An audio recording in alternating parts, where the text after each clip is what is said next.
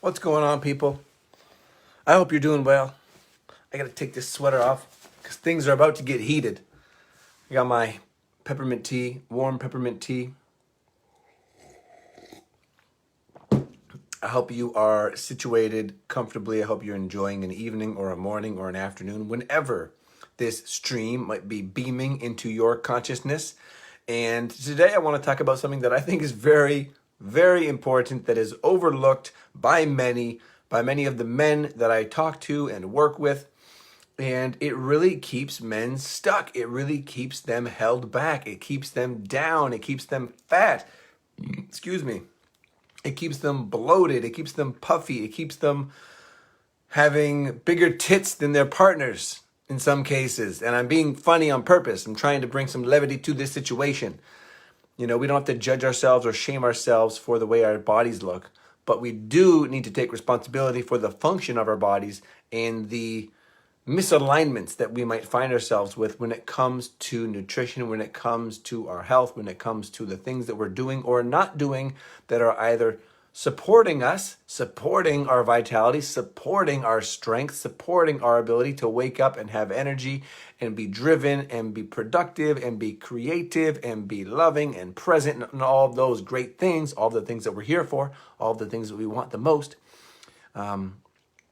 rather than to wake up and not have energy and to be depleted and to drag ourselves through the day and to just reach for these temporary sensual pleasures that give us a little hit of something that feels good to keep us going along our way, but really is enslaving us.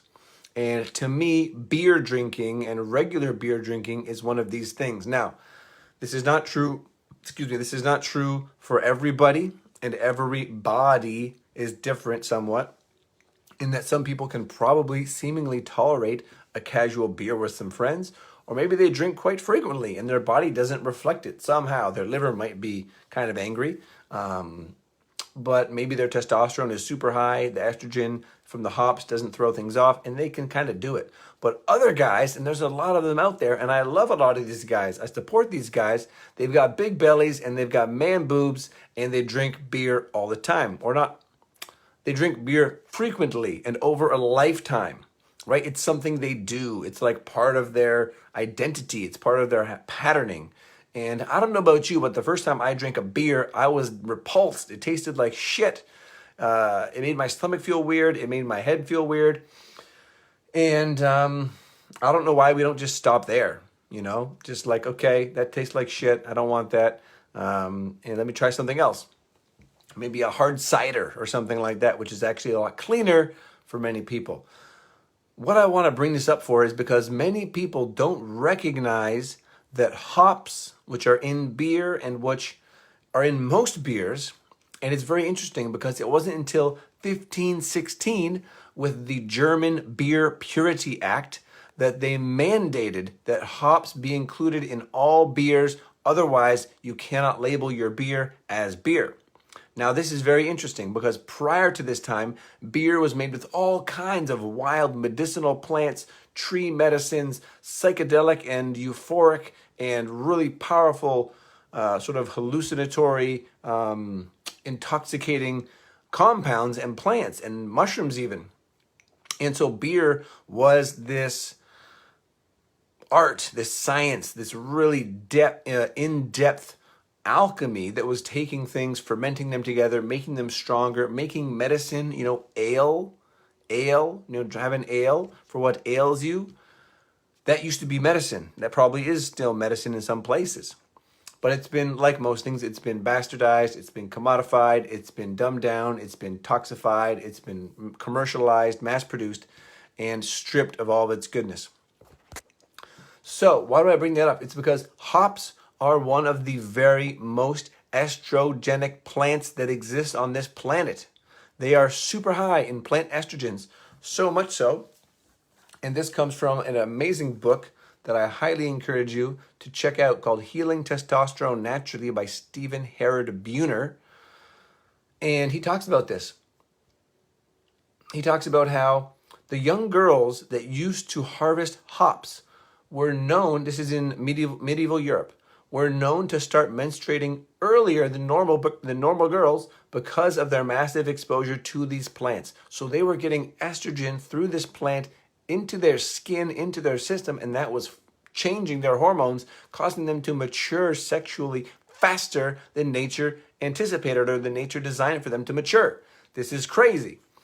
Also, the men, the brewers who were handling all these hops and doing the brewing would suffer from something called the brewer's droop, right? What does that sound like to you? It sounds like a limp dick to me. It sounds like erectile dysfunction to me. That's what it is. That's what it was. It's not a good thing. Impotence, erectile dysfunction. These are not things that you need to experience or that are normal or that are in any way a part of a healthy male's experience, even an aging male. Not healthy.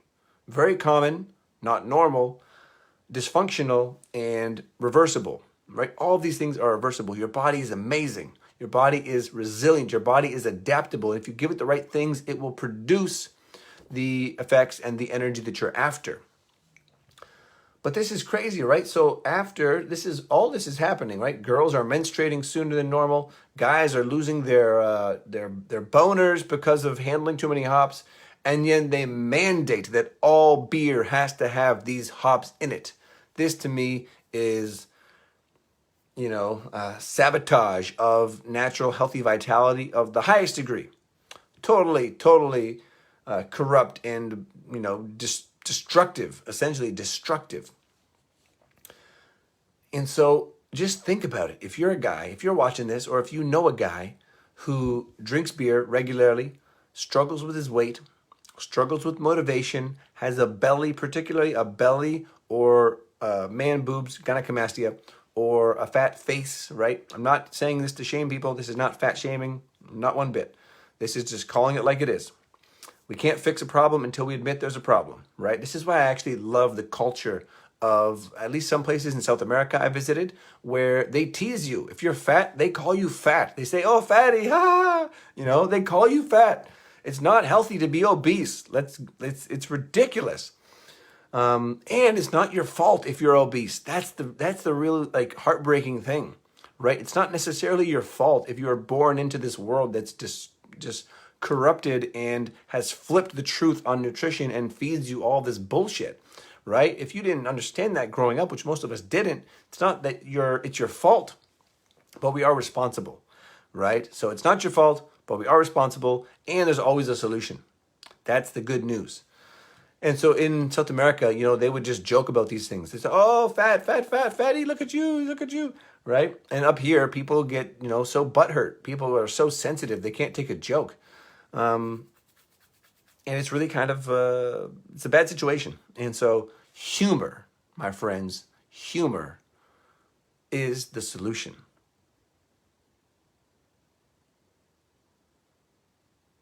I mean, it's not the ultimate solution, but it's a step toward the solution, because until we learn to loosen up a bit and get over ourselves and let our retarded shame, I mean that in the truest sense of the word, let that stuff go. Let the delusions and the perceptions and the clinging to of various ideals and ideas and attaching shame and guilt to ourselves because of the way our body looks, that is never productive. That is never beneficial until we lose that stuff. And I find humor and learning to laugh about these things is one of the best ways to do so. Until we can do that, then we're likely to see people plagued with this problem and then continue that behavior, right? What do you do if you have an addiction to food or booze and beer? What are you going to do when you're into a guilt and shame cycle about what your body looks like or how you're feeling? You're going to reach for that same thing. So you get locked in there like a slave, and we are not meant to be slaves, my friends. We are children of the Creator. We are children of God. We are here for a beautiful reason and season, and shit's getting real crazy these days, which is why I know that I need to tap into more of the comedy and bring some levity to hopefully upgrade and lighten up your experience as you go through this crazy time. Because I know it's crazy. Believe me, I know it's crazy. Here I am ranting about beer and boobs and estrogen and hops. And at the same time, we have an economic crisis going on. The US dollar is inflating at record speed. The Chinese economy seems slated for a massive breakdown. And the national jab campaign and the forced medical experimental treatment on citizens around the world is kind of in a very seemingly desperate situation, which is not going to last, right? So staying strong, if you know what you're doing, if you know not to take such a thing into your body, that is foolish, and that is essentially giving up your long-term health and life in order to participate in a system that is corrupt and broken. So that's just my view on it. Take it as you will. It's certainly working for me and those that I know who are of the same mindset, the same conviction. It's certainly working for us.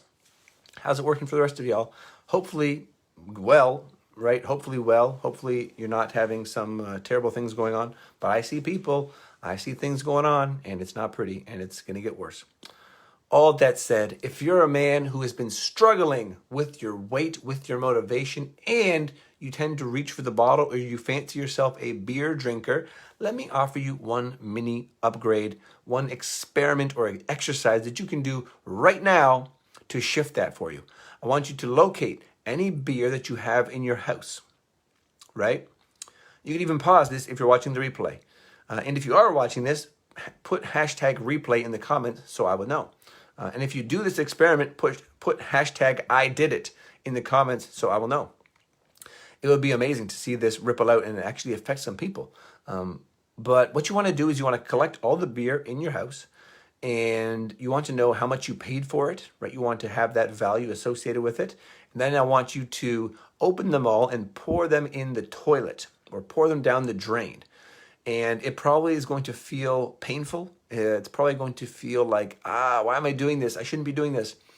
And I want you to keep doing it. I want you to pour them all out the drain, give them a rinse, put them back in the box, get ready to take them down to the exchange and get your money back, or give them to somebody who could use the money more than you. And I want you to feel the feeling of empowerment that comes from breaking free of that anchor and pulling yourself up and out and away from that vice, that thing that was keeping you trapped and actually destroying your hormones and your energy and your vitality. I want you to feel what it feels like to be free of that, right? If you must enjoy, let me silence this. If you must enjoy, which I would say is definitely not an essential, right? We could all live, unless you're a total alcoholic who needs to detox, we can all live without alcohol. But if you feel it essential to have a little bit of something, maybe half a drink or a drink, each night, I would say first consider the health of your liver. And if you're metabolically sound or metabolically well enough to actually deal with that alcohol, many people are not. And then consider something like a pure hard cider. If you need to have something clean and pure, right? Keep the hops away from your system. Because you can upgrade things, right? It's not about necessarily like abstinence or you have to cut this thing out 100%. For some people, sometimes that's what's helpful. For other people, moderation is very within reach and very much a good fit for their lifestyle, right? So if you can moderate, beautiful, but moderate with the higher quality options that don't sabotage your progress, right? That don't keep you stuck and that don't fuck up your hormones to give you the hormones of a woman when you're really a man and to jack you into the wrong, balance of estrogen and testosterone because you are exposing yourself to something like hops on a regular basis.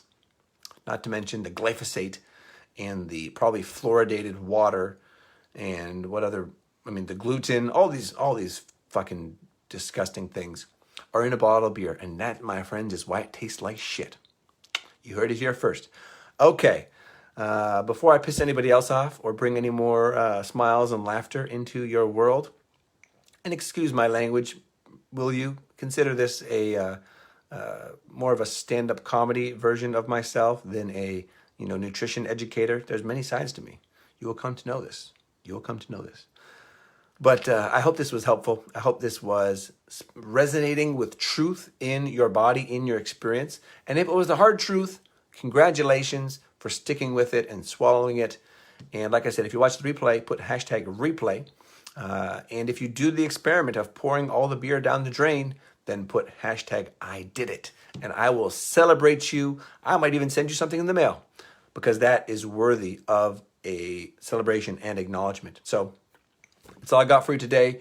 As always, we are here. The Revitalized Man is here to guide you and support you in the ways that your body is meant to function. The things that you need to eat, the things you need to avoid, the things you need to incorporate into your lifestyle, your movement, your sleep, hydration, and so forth, so that you can find a sense of connection and peace, and most importantly, vital energy flowing through your body. And I do mean your whole body. So if you got the brewer's droop going on or the ED, that part too. We'll bring him back to life. We'll bring you back to life. We'll have blood pumping through your heart with more vigor and vitality and strength than you even knew was possible. Okay, I'm out of here. My name is Bryan Hardy. I love you guys. Be well. Stay light. Find peace through this chaotic time. It's going to be crazy. It's only getting crazier for the next little while. But we're going to make it through. We are going to make it through, and we're going to enjoy it as much as we can along the way. Because if we're not enjoying it, what's the point? Okay. I love you guys. Be well, and I'll catch you real soon.